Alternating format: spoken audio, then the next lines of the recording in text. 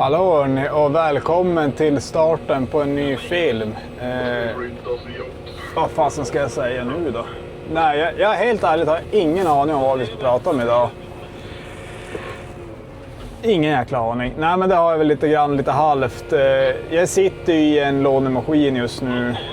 Håller på att snöröja och pysslar lite grann.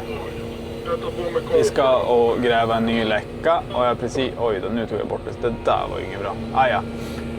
Vi ska gräva en läcka och så ska jag göra det då med den här 250 EL:en. Och jag tänker säga så här. Alltså jag saknar min maskin.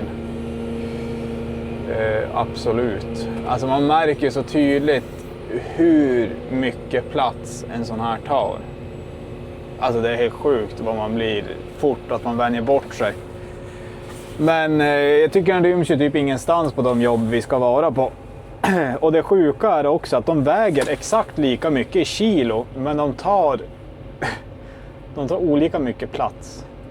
Något som jag märkte var jäkligt skönt nu när jag trailade faktiskt var ju att inte ha det där schackbladet i vägen. Det var stor skillnad. Men ja, vad ska jag säga? Vi ska börja gräva en läcka här och ni ska få följa med från början och förhoppningsvis så lyckas vi reda ut hela den här läckan med den här grävmaskinen. Och den har ju sett sina bästa dagar, eller vad man ska säga. Tyvärr, lite tråkigt nog. Men det finns faktiskt grejer som jag uppskattar med den här som inte är med min vanliga 235. Och det är ju att man känner ju verkligen, alltså när man... Det är nog fasen mer att gräva med den här. Alltså det känns... Nu har ju det är också lite jäkla fel. Den här grävaren som faktiskt har en motvikt den har mindre skopor än vad jag har till min som inte har en motvikt. Och det tycker jag är lite lustigt. Men så kan det vara. Sen så känner man ju som sagt det här att den tar mycket plats. Och det kommer man fan inte ifrån. Och så märkte jag, det kan ju också vara en grej värt att nämna som jag har tänkt på nu så här i efterhand. För jag fick en fråga om jag upplever att ljudvolymen inne i hytten, att det låter mer i en sån här kolaburk mot för en sån här. Men då vet jag inte om det bara har med den här grävaren att göra. Men jag tycker, alltså helt ärligt, så tycker jag att det lever om betydligt mer i den här än vad det gör i min. Men då kan jag väl gissa att det kanske har lite grann med årgångarna att göra. Och den här har ju som sagt gjort sitt. Så kan man väl kanske inte säga. Men den har varit med. Men jag gillar ju också det här. Det är ju någonting. Då vet jag inte om det har just med den här grävaren att göra. Men man känner när man drar i spakarna också. Så det är ju en grej som är skillnad. Men det tror jag har med årsmodellerna att göra. Det är som... Allt går så jäkla segt i den här. Alltså det är som väntetid och... Ja. Men så känns det å andra sidan som när man gräver att det faktiskt... Ja, jag vet inte. Jag inbillar mig bara att det är mer vojma i den här om jag säger så. Men det går ju sakta. Alltså allt går så sakta. Sen är det ju en lyx också. Eller lyx är det väl inte. Men jag har ju så himla bra arbetsgivare så att jag har ju ingenting med det att göra. Men chefen har ju en sån kapacitet att jag tyckte det var väldigt bra gjort av Swecon faktiskt. Och ta in min maskin i och med att den fick ju så himla många problem. Alltså det slutade ju aldrig. Alltså från det jag nämnde sist så hann ju fara 2 hydraulslangar till in i bomroten där det är ju ingen slitage eller förbrukning på de slangarna. Utöver då cirkulationspumpen till värmaren som la av och då båda bomcylindrarna som läkte och då glappet i stickan. Så det var som att det byggdes bara på hela tiden. Och jag har ett turbobyte också. Så nu tog ju de beslutet då att de vill ha in grävaren och det är ju faktiskt, kan jag tycka, helt rätt för att man ska kunna råda bukt på alla problem. Alltså att lösa dem på en och samma gång. Jag gillar det, jag tyckte det var bra. Och så får man göra en liten annan typ av jämförelsevideo. För som sagt, de här väger ju, tonnaget på de här är exakt likadant. Och det tycker jag är rätt sjukt, för tanke på att den här känns så jävligt mycket större. Jag håller på att göra i ordning. Jag ska visa åt det. Den här lilla kilen ska jag ju stå och gräva på, hade jag tänkt, för att slippa vara på vägen i onödan. Och så hade jag ju tänkt, vart jag står nu vi måste ju köra bort massorna här, för att det finns ju inget utrymme att lägga dem på. Så tänkte jag ha mina redskap där bak i, och så tänkte jag stå här uppe. Och ska jag visa er vart jag ska gräva. Jag måste komma åt någon fönsterputs också, för jag ser ju, om jag knappt ser det ut, hur fan ska ni kunna se vad vi ska göra då? Men det finns faktiskt en annan grej med den här grävaren som jag faktiskt saknar med min. Och det är ju det, i och med att det här är ju en fullvuxen grävmaskin, så är ju framförallt bränsletanken är ju fullstor. Och det betyder ju att när jag spolar i, jag har ju en farmare i Caddyn som är på typ 200 liter. När jag spolar den i 235, då blir ju den full. Jag spolade i en full farmare i den här och det har varit halv. Nu är ju det ingenting som är något större bekymmer, det är bara det att man får ju tanka oftare än i vanliga fall. Jag sätter bara upp det här också om ni undrar vad jag pysslar med, så jag vill ha lite grepp under den larven. Den är lite dålig under vagnen, den här maskinen, så man vill väldigt ogärna att det ska glida eller sådär. Och det är ju lite trist, ni ser ju här, backkamerorna funkar ju inte, eller ja, sidokameran funkar ju. Sen sprutar det ju diverse fel som inte egentligen är fel. Ja, men det är jävligt trist. Jag som ändå tycker om att hålla bra puts på maskiner, tycker det känns faktiskt lite tråkigt att den här har fått leva ett sånt fruktansvärt hårt liv. Här i alla fall ska vi gräva. Där. Här har vi en fiber. Och här, jag vet inte om ni ser det, men det är ett brunnslock. Och då har vi utsättaren har ju sprayat, fibern går här rätt genom brunnen. Jag tror ju inte det. I och med att vi har ett streck här, så tror jag mer på att den kommer nog något sånt här och rundar här i dikeskanten. Så jag hade tänkt stå här uppe och gräva och ha mina redskap. Det är det här som alltid är så kul när man kommer till ett nytt ställe och när man kör grävmaskin så här, att man... Jag ska försöka förklara det här med grävteknik, och alla gör ju olika, alla gräver ju olika, och det är det som är så jäkla svårt. Nu gör vi så här. Det är ju det där med, jag hade tänkt försöka förklara det här med grävteknik, och jag tycker det är så jävla svårt, för att alla som kör grävmaskin, de gör ju olika. Och det är ju som lite grann, vad är det man brukar säga, inte alla vägar bär till Rom på ett eller annat sätt. Och det är ju väldigt svårt. Alltså det enda man kan säga egentligen som är att göra fel, det är ju att medvetet förstöra. Sen hur man löser uppgiften, det är ju oftast väldigt individuellt. Så nu har jag ju valt att göra så här. Och så hade det kunnat komma en annan maskinist som hade kanske velat stå på vägen här bakom mig. Och det är ju egentligen inget fel. Det är ju bara det att man gör olika. Och så får det ju vara. Sen så finns det ju kanske bättre och sämre beslut att ta. Men jag tänker att det är ju sådana grejer som kommer med erfarenhet. Och där gör väl inte jag kanske rätt alla gånger. Men man försöker ju så gott man kan för att det ska funka för alla. Tänker jag. Nej, men så det är väl det om det. Så jag tänkte jag ska försöka förklara grävteknik och hur man gör och hur man kan tänka. Som i det här fallet så kommer ni se, jag kommer förmodligen gå ner på sidan om kablarna, brunnarna och läckan och låta det komma fram där från sidan. Och varför jag gör så här kan ju vara värt att säga också, att nu min grävteknik är ju, jag vill ju gärna ha väldigt rent runt om mig, ha liksom tydliga ytor, att jag som planerat, att jag har skoporna där, lastbilen där, att det inte är hoven-droven med allting, om jag förklarar det så. Alla gör ju, vissa vill ju stå mer, alltså att man har mer, ja, hur ska man säga, grötigt. Ja, men det är jättesvårt att förklara. Men jag vill ju gärna ha väldigt stilrent runt omkring mig, fina tydliga ytor och rent framför allt. Både runt gropen och runt maskinen och runt skoporna så att det inte kan hända någon, alltså, ja men typ om gubbarna kommer ihåg, alltså de ska inte känna sig otrygga någonstans, om jag säger så. Och så vill jag ju väldigt gärna gräva så lite som möjligt för att göra så lite skada på marken som möjligt. Och vi gör ju så att jag larvar ju väldigt sällan med grävaren. Det är ju som nu i det här fallet, lossar jag en korsning och sen direkt upp var jag ska stå. Så det blir en liten yta sen att städa av så att man lämnar, det sa jag ju i förra filmen, så att man lämnar ett så litet avtryck efter sig som möjligt. Men jag ska ta och surra mer om det här så småningom. Jag ska ta och parkera grävaren nu och så ska vi etablera kojan för vi kommer bli här en stund.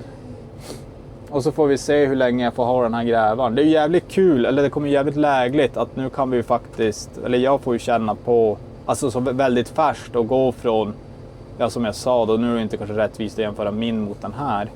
Men att man får ju ändå en form av jämförelse och som jag sa, hyttmässigt, här var jag sitter, det känns exakt samma. Förutom att jag inte har, jag har ju inte förvaringen här bak. Så det känns som att hytten möjligt är lite längre bakåt. Jag tänkte på det när jag riggade upp kameran. Då satte jag den här. Att ni fick en lite bredare view. Trots att jag upplevde att jag satte kameran på samma ställe. Så upplevde jag ändå att ni såg mer inifrån hytten. Men jag vet inte om det stämmer. Det var bara min lilla observation. Men nog om det. Vi ska ta och prata mer sen när vi börjar gräva. Hörrni, nu kör vi igång den här jäkla filmen och håll i hatten. Syns sen. Jag tänker att ni kanske vill se så här. Alltså den tar fan mycket plats alltså när man står och kollar. Och så blir det ett jäkla utstick då. I och med att jag kommer ju behöva stå på tvärsan och här har jag tänkt att Angelica ska få backa lastbilen. Ska jag ösa på där. Ska ni få se. Jag går upp här. Det blir som så jäkla trångt. Den känns så jäkla stor. Eller vad man ska säga. Den sticker ju fasen ut en del. Om ni kan se. Min hade ju typ slutat här. Känns det som. Nej men rätt maskin på rätt plats. Absolut. Men här har vi ju en. Den där såg jag aldrig ens. Det är nog servisen till huset. Men här har vi en läcka. Så jag kommer ju försöka gräva där. På sidan låter det dem rasa fram. Och så ska vi kolla ner i brunnen här hur djupt det är. Se vad vi hittar. Och det är ju som en väldigt begränsad yta den här plätten. Jag vill väldigt gärna bara just stå här. Och inte behöva. Kan hända att jag måste vrida om larverna. Hoppa till lite grann. Flytta mina skopor. Om jag måste gräva upp mer. Men vi får se det sen. Vad jag kommer behöva göra. Får visa sig helt enkelt. Men vi syns sen. Hej. Hörrni, jag ska ta och snöröja. Ni har ju sett ungefär plätten jag står på. Vi kollade ner i brunnarna här och konstaterade att det är väldigt djupt. Det kommer bli nog nästan en grop på 4-5 meter. Och ni ser ju här nere, jag är ju som kant och så jag ska ta och snöröja upp och flytta mina skor. Jag måste kunna backa med grävan. Så jag får plats. För jag kommer behöva ta ganska mycket plats när jag ska gräva det här. Så då tänker jag så här att Angelica ska fortfarande få stå på där var hon ska. Det är tänkt att hon ska stå. Men jag ska flytta mina skopor och sätta dem på sidan. På andra sidan. För då kan jag snöröja upp här. Snöröja bort det där. Och så kan jag ta och gräva bort det översta lagret. Och lägga ut det där. Så jag får mer, jag gör som mer yta åt mig själv då. Eller vad jag nu ska säga. Enkelt sagt så är det så det kommer bli. Det där blir nog fan bra. Och så har jag ju de skopor jag misstänker att jag kommer behöva väldigt nära. Så det blir perfekt.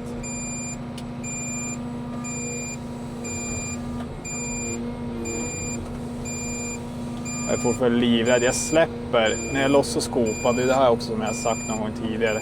Att det är olika på alla maskiner. På just den här. Så när man ska släppa på rotor eller på skopan man har i rotordelen så är det på samma knappar som jag är van att man lossar rotortilten på. Och är det något jag inte vill göra i det här läget så är det att lossa rotortilten. Känns sjukt läskigt. mitt i allt får de väl någon snedkoppling och bara... Ja, nej, nu lossnar rotorn.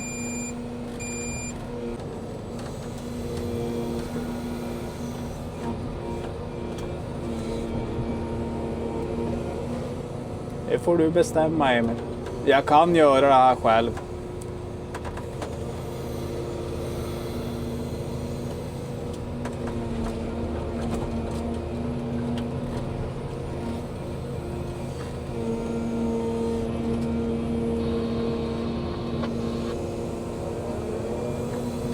Ja, jag börjar ju nu. Det blir det som får göras idag.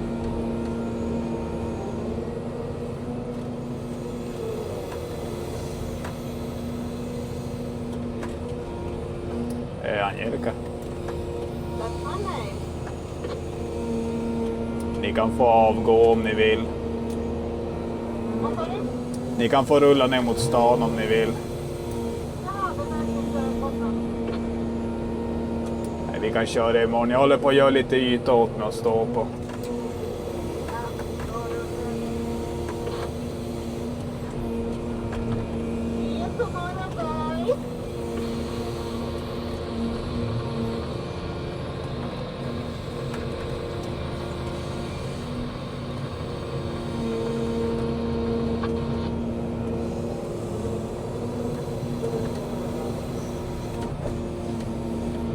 Tricket här är ju att jag vill ju inte ha alldeles för mycket. I och med att det är en läcka så är det ju ganska blött alltihop rimligtvis. Jag vill ju inte ha bara smet här, utan jag vill ju ändå att det ska vara hyfsat stadigt. För jag ska ju stå här med larven. Kanske in laka ur till imorgon. Jag tar ju från sidorna då istället. Får jag stadga sig? Oj, vad torrt och fint.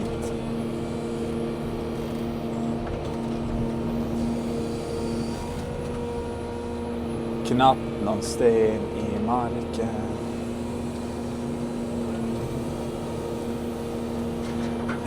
Det är så här det blir när man får en lastbil från Wish. Ja, men jag lägger på sidan om Möskor så kan du bara gå direkt själv in i högen.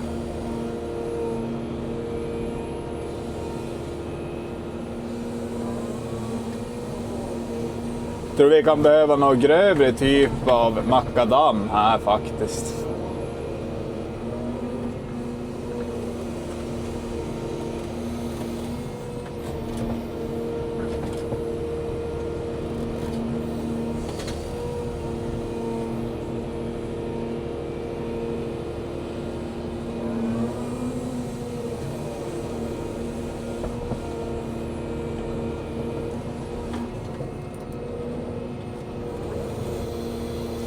Lite kul när man gör det här som nu. Nu ser vi har ju så tydligt vart det bubblar. Men det är ju typ det. Resten är ju en gissningslek och det är väldigt geggigt. Men man får ju bara ta det lugnt och liksom göra en sak i taget. Man får gräva. Jag vet ju att det är ju typ 4 meter djup så det är bara att gräva på.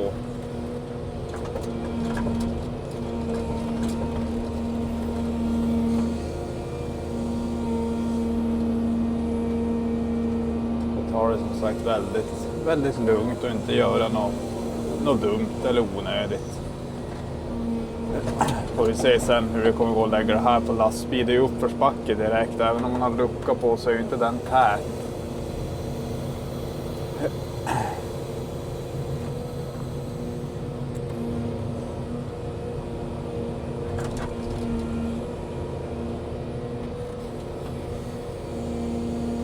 Det är så. Där måste jag ha läkt länge för det är ju som ingen, det är sten i backen. Sten och en jäkla välling.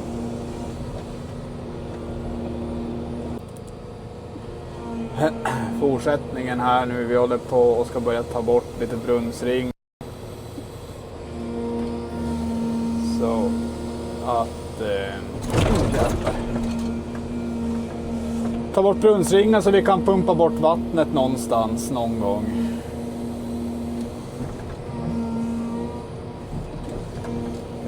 var lite besvär. Och sen är ju alltid det här är så jävla typiskt. Det är ju typ 1 miljard meter tjäle just där vars det helst inte borde vara tjäle överhuvudtaget. Man blir trött.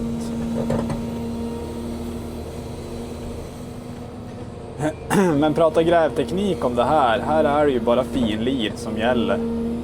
Det finns liksom inga genvägar här, utan det är bara att liksom ta det lugnt och försöka. Och som här jag märkte det att jag rubbar ju typ hela brunnen som är, ja, den är ju garanterat 5 meter djup. Jag rubbar ju den ganska omgående och det får ju inte bara attacksläppa. Eller vad jag nu ska säga, utan då är det ju risk att jag knäcker hela brunnen och så får vi ett inläckage. Och så lägger det igen egentligen vår enda evakuering för vattnet. Och då har vi lite bekymmer ska jag väl inte säga, men det får ju mer jobb. Som nu ser får man ju försöka vara lite mjuk i rörelserna.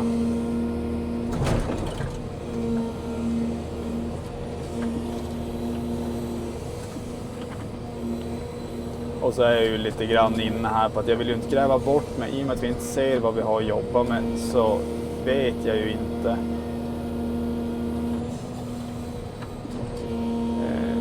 hur djupt jag måste gräva. Så jag vill ju inte gräva alldeles för långt bort så jag riskerar att inte nå. För då har jag problem. Men jag tror det ska gå bra. Och så jag ska säga det också, jag ska visa det också längre fram om grävteknik, hur jag tänker. Jag går ju som sällan, är det ett streck eller någonting att det är risk att det är kabel eller men som nu när vi letar en ledning. Jag gräver ju sällan, nu gör ju alla olika, men jag gräver ju sällan rätt på ledningen. Utan jag vill ju gärna gräva på sidan om och så låta den rasa fram av sig själv. Det har jag upptäckt för mig och mitt sätt att, kolla där rör den sig precis det jag inte vill att den ska göra. Måste jag rensa bort lite grann här. Det har jag ju märkt är det kanske det bästa sättet. Det är så jag tycker om att gräva. Jag gillar att gräva lite grann. Ja, men jag gräver gärna, lyfter gärna fulla skopor hela tiden. Om jag inte får en full skopa då småpillar jag tills jag kan lyfta upp en full skopa. Och försöker ha, det är det som också är med grävmaskinen, man har ju i regel alltid någonting att göra. Så får man pillra på. Och så här är det ju jävligt trångt runt ventilen också.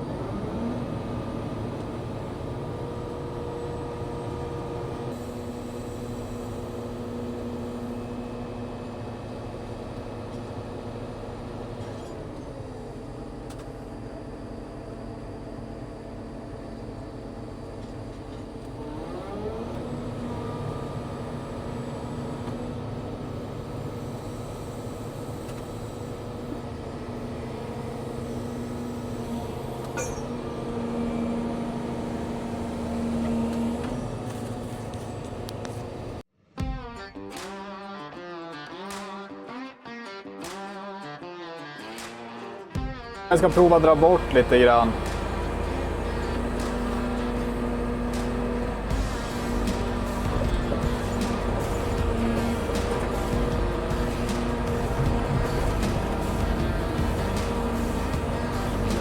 Jag tar och rensar upp lite grann för att suga lite.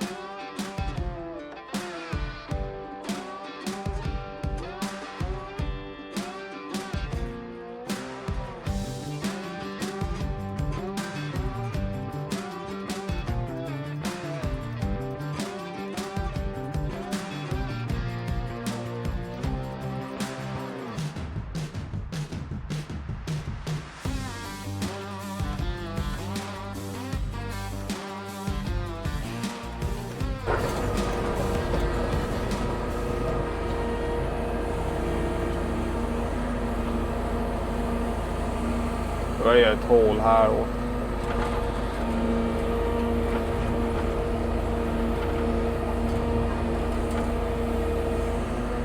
Jag är rädd att gå in i betongringarna där.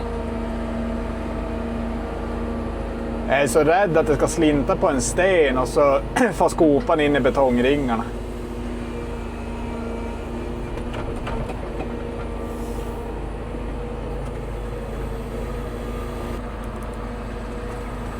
Det här är ju egentligen typ den värsta formen av jobb som vi gör. Alltså det är stenigt, det är djupt och det är jättehårt. Men jag försöker ju här att gräva på sidan om allting och så ska det förhoppningsvis bara rasa fram av sig själv.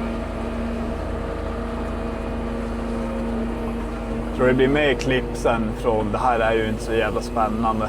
Men fördelen också, nu har jag ju ställt för mig och så har jag pallrat upp i sidan för min, vad blir det då, vänstra larm. Så att jag får lite höjd nu när jag lastar lastbilen. Det är faktiskt jäkligt skönt. Då ser jag ju i flaket vad jag pysslar med. Det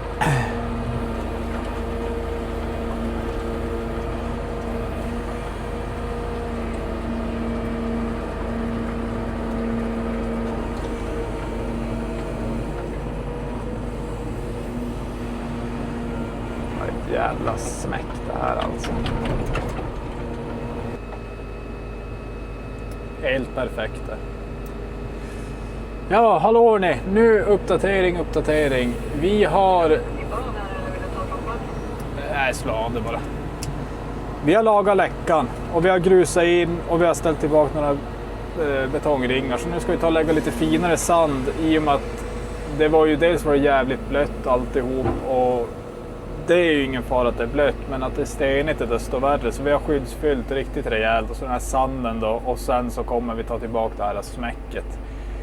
Och jag fick faktiskt en önskan om att prata om återställning och liksom hur man ska tänka och jag tänker så här ska ni få höra. Det är ju såklart det är väldigt olika beroende på vart man är. Men många gånger när vi är typ ute i vägar och gräver och sånt här då går det inte att lägga blöta massor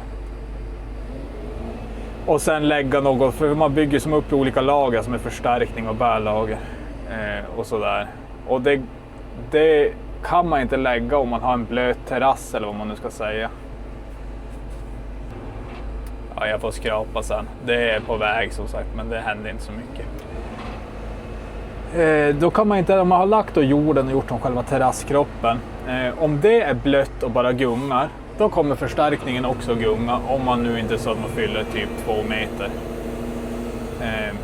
Och något jag brukar göra, alltså det beror helt på, vi har ju inte de möjligheterna alltid, så då är det ju bara liksom låta det måste ju få laka ur vattnet, eller vad jag nu ska säga, så det får som stabilisera sig av sig själv sådana gånger.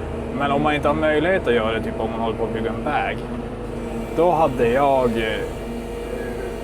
9 av 10 gånger så hade jag dragit bort smäcket, för då är det ju oftast ju hårdare några decimeter ner.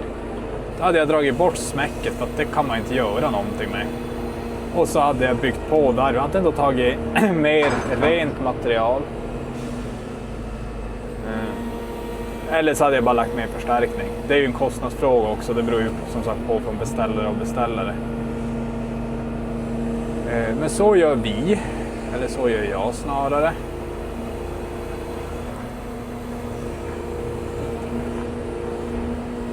Och vad mer ska jag säga om det?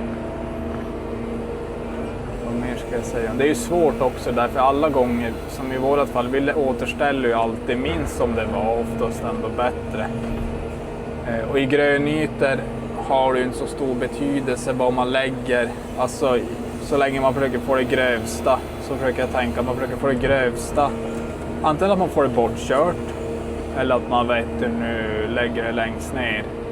Och så att man toppar med något finare. Och det här är också, det är det som är så jäkla svårt att sitta här och säga. För det beror helt på från ställe till ställe. Vissa gånger gör vi ju helt färdigt med matjord också. Väldigt speciella fall. Och då får man ha lite annat, får man ju tänka. Då brukar jag försöka tänka att jag ska visa det lite längre fram också.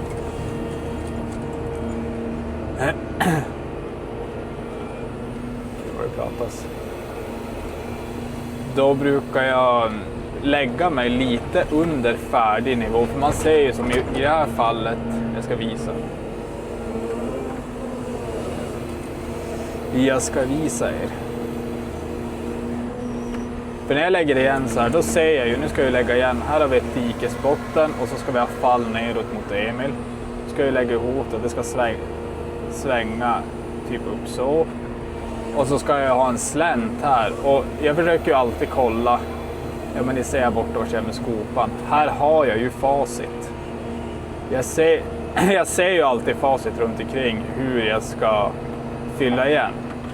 Och så ser ni ju kanske det är någon som har tänkt samma som mig. Här ligger ju en massa sten och så är det ju toppat med finare. Jag kommer nog göra ungefär exakt likadant. Och försöka få ner lite sten här nere och så här uppe i toppen släta till det med finare. Och så då bygga. Nu är det här jätteenkelt tycker jag, eller ja, kommer inte säga så. Men jag kommer nog utgå från dikesbotten när jag återställer det här. Och jobba mig från lägsta punkt och uppåt. Och så är det ju också när man typ, om man nu tar som ett exempel, det blir ju kanske lite tips och tricks. Om man ska dika någonting om man inte har styrning. Styrning är ju jättefint, men det är ju bra att kunna använda sitt egna ögonmått också.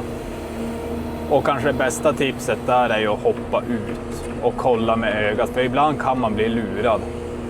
Det är svinsvårt att göra en plan yta när man har skopan så här kontra om man har den så här. Så ibland blir man ju väldigt lurad också när man håller på med sånt där. Men i alla fall, om man inte har styrning och till exempel ska dika, det är ju samma sak där. Då har man ju oftast ett start och ett stopp. Och då många gånger brukar jag försöka tänka att, för oftast är det ju en trumma eller någonting som diket ska gå ihop med för att leda vattnet vidare då ner mot någon älv eller något annat vattendrag i slutändan. Då vill jag många gånger, om det är möjligt, vilket det oftast alltid är, så vill jag ju gärna börja från trumman. För då har man ju en nolla eller vad man ska säga, någonting fast att utgå ifrån. Så man då vet att okej, det här är min lägsta punkt. Och då kan man ju bara mysa sig uppåt därifrån. Jag hoppas ni förstod vad jag menar med det här. Då ska jag visa er lite grann när jag lägger igen. Som jag har ju också, jag vet inte om ni har tänkt på det, men i början av den här filmen då tog jag ju rätt på det finare materialet som jag har lagt här under min larv för att bygga ut den här pallen jag står på. Det kommer jag använda för att toppa upp det här hålet med och liksom göra det verkligen jättefint. Men ni ska få följa med på hela resan. Och så det är väl lite grann, eller det är ju ganska mycket exakt så som jag tänker. Sen är det ju väldigt olika från fall till fall, men det får ni se. Nu ni aldrig var med när vi höll på att ställa de här ringarna här, men den här ringlyften ska ju vara väldigt säker. Men när ni får lyfter grejer, lyft dem aldrig över gubbarnas huvud. Utan försök alltid att komma en bit ifrån. För även om det ska vara säkert så är det inte alltid att det är det.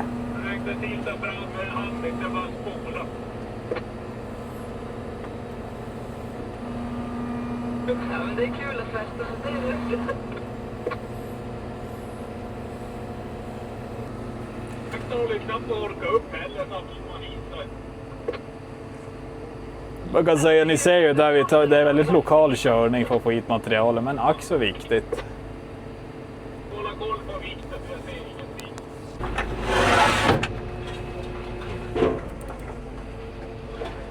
Hon behövde då inte ens hissa flaket på fulet.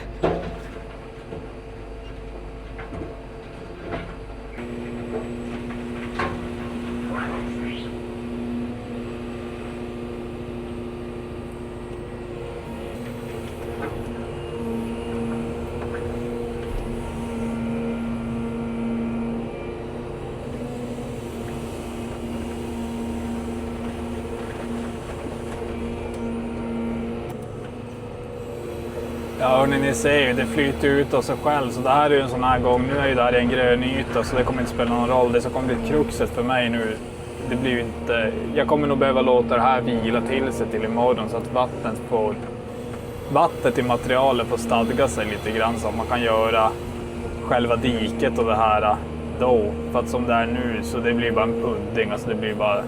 Ja, ni ser ju, det är ju flytbacke. Och där kan ju, material är ju så här ibland och så på våren speciellt, kommer ju vatten, ja egentligen från överallt. Det går inte att göra så mycket åt just nu. Men hade man varit på ett bygge och hade varit så här, då hade jag 110% grävt bort massorna och så hade jag sagt till någon arbetsledare att vi måste ha hit bättre massor eller använda mer förstärkning beroende på vad man då ska göra. För det här är ju, man kan ju som inte göra någonting, men det är ju bara flytande och det här går inte att köra. Hade man haft det här på typ jag gjorde skogsbilsvägar för många år sedan, hade det varit sånt här material då, det hade man ju fått dra bort åt sidan och tagit upp ett hål då för att få fram något finare som går att bygga någonting med. För att det finns ju ingen bärighet i det här, det är ju bara en sås.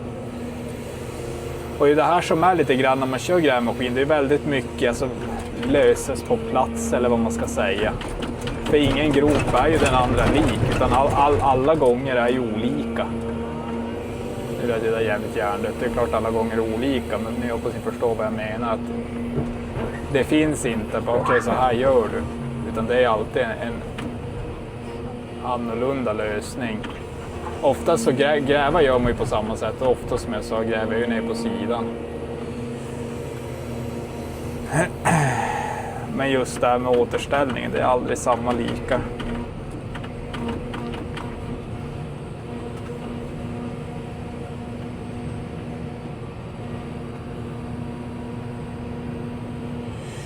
Oavsett vilket jobb man är på.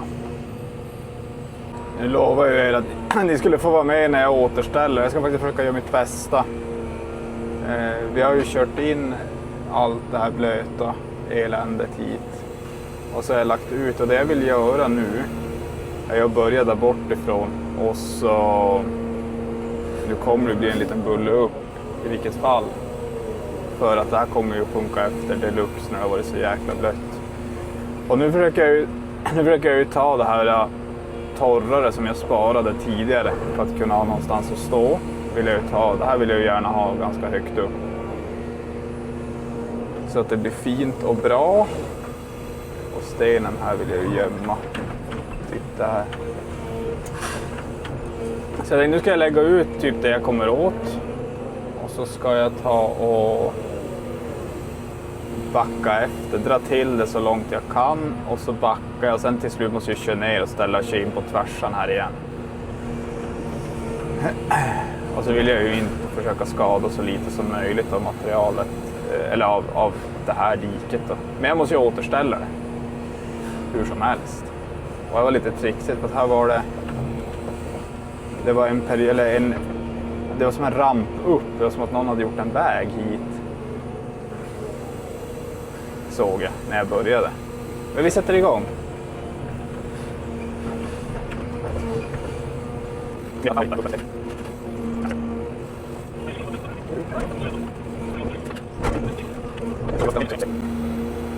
börjar ner från dikesbotten, här var min tanke. Och det kan ju hända att jag får dra flera gånger också. För att få bort stenarna. Vad säger du, Viktor?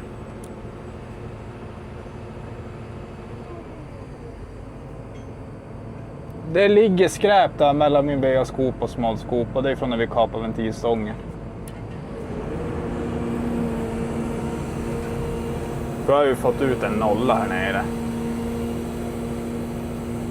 Svårare är ju bara att jag måste ju tänka till packmån och då försöker jag göra dels för det här slätt och det är ju här det här blir ju gissning.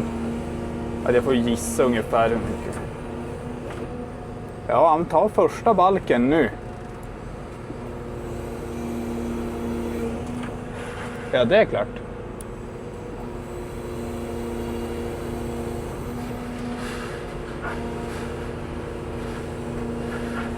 Så man får gissa lite grann ungefär hur mycket det kommer sätta sig i och med att vi inte kommer matjorda det här just idag.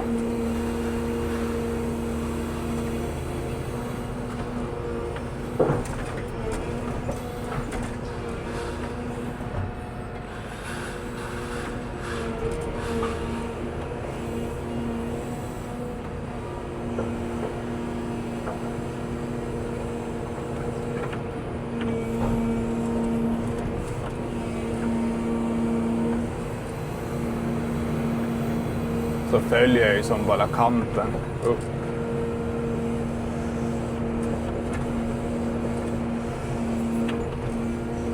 Och så får man ju pussla, flytta dit först det kan täckas behövas som det där.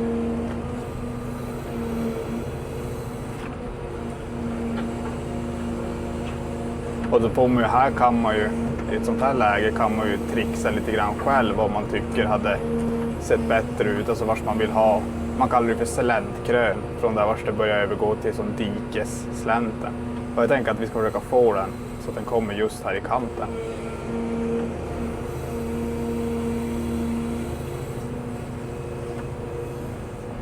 Typ här någonstans.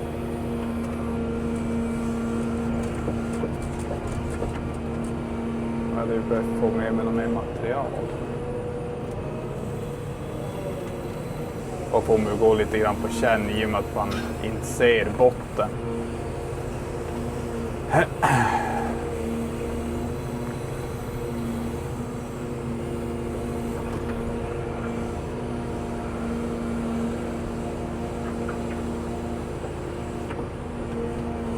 Jag brukar alltid tänka. Ja, nu vart det där lite tokigt, men vi gör så här. Jag brukar alltid jobba och ha lite material i skopan. Ifall man börjar dra så säger man, vad fan, det där vart inget bra.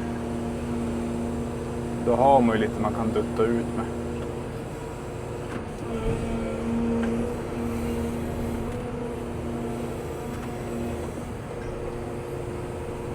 Får man skjuta materialet fram och tillbaka på båda hållen. Typ något sånt.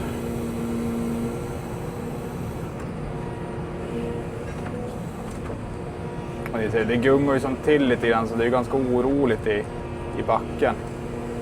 Så det, fördelen är ju nu gjorde vi som jag sa där, som jag berättade för tidigare. Att vi fick ju som vänta ut material och det får som stabilisera sig själv eller vad man ska säga. För annars igår hade det inte gått att forma det här så här. För nu vill vi ju forma det så att det står sig så här och så får det vila till sig. Och då kommer det bli jättebra. Kommer man bara behöva komma hit och strössla lite matjord sen så är det som klart. Det där var ju inte så fint.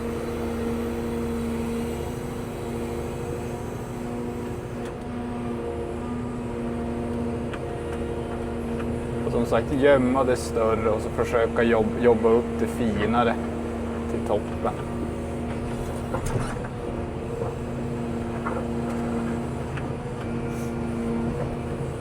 Och det tror jag också att jag sa, bästa redskapet här om man känner sig osäker på det här med lutning. För det ska ju vara svagt fall ut från huset. Det är det ju här. Och det, alltså, nu snackar vi ju inte mycket. Jag har ju typ nästan rotonplan. Den är lite så att det lutar ditåt. Och det är ju för att man vill få avrinningen bort från byggnader. Och det där är man osäker där så gå hellre ut en gång för mycket än en gång för lite och kolla på vad det är man har gjort. Det har jag gjort skitmånga gånger när man inte riktigt har fått ihåg. Många gånger kan man ju bli lite förvirrad, att man blir lurad av ögat. Beroende på att det ser olika, alltså hur omgivningen runt omkring är så blir man som lurad. Och så har man ju plötsligt gjort jättemycket fall fast det inte ens behövde vara mycket fall. Och så ser man ju som i det här fallet, nu är det ju vår här uppe i norr så nu tinar ju jävligt mycket snö. Och då om man dikar, när man börjar från botten, då ser man ju hela tiden, allt eftersom när man jobbar, hur vattnet rinner. Om det stannar av någonstans, då vet man att man behöver förmodligen dit och göra en liten justering. Eller om det inte följer med överhuvudtaget, då måste du ju om vattnet inte följer med dig och åker neråt, då har du ju fallet åt fel håll. Det är ju sånt där man lär sig med tiden. Men jag tycker det är jävligt fint just det där, ja, men som nu när man gör lite diken. Som här, det här är ju som väldigt lite dike. Men att man ser att, i och med att jag börjar dra härifrån, här har vi bara en massa snö som ska ta tid. Vad fan.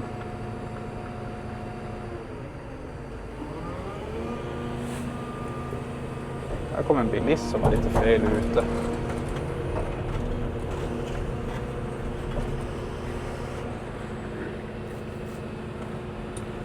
Att man ser som man får vattnet med sig åt rätt håll.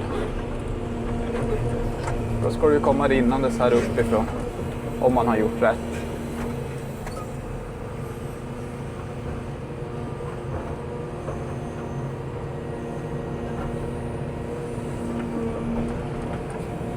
Och det gör det ju. Fan vad det är bra.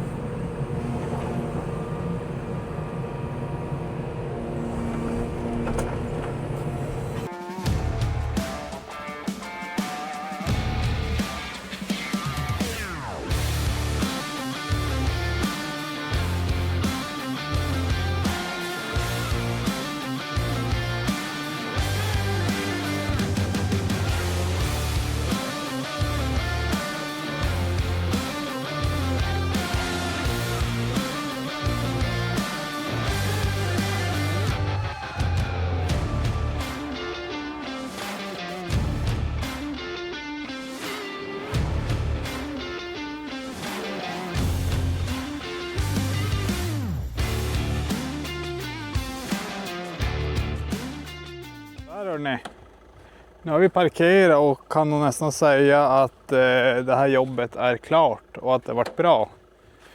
Det var lite trångt med plats så jag tänkte jag gömmer mig så här. Så får den stå så här, grävaren. Här har vi gjort och diket och återställt det. Ser man att det rinner jättebra. Där rinner in i snön så letar det sig vidare. Och det här är väl kanske mitt bästa tips, att man går ut själv och kollar hur det vart. Och det jag har befarat hela jobbet. Jag ska se om jag kan visa. Här hade en jättefin kant. Men som ni ser här, det är så blött det här materialet. Så det blir som bara till, det där har ju varit där uppe. Så har det successivt bara tagit sig neråt. Och det kan man ju inte göra någonting åt just nu, för vi har ju inget annat, inget bättre. Så det måste få ligga och laka ur sig så här. Och så får man fixa till det så här. Men det är inget problem för diken i sig, det rinner. Så det har gått mycket bra. Jag är mycket nöjd. Och med lite tur så har jag tillbaka min grävmaskin nästa vecka. Men ja, så här var det med det. Hoppas ni lärde er någonting. Om det här med återställning och hur man ska tänka. Och supertack för att ni kollar på kanalen och gillar det man gör. Ni är fan bäst. Nu ska vi ta helg.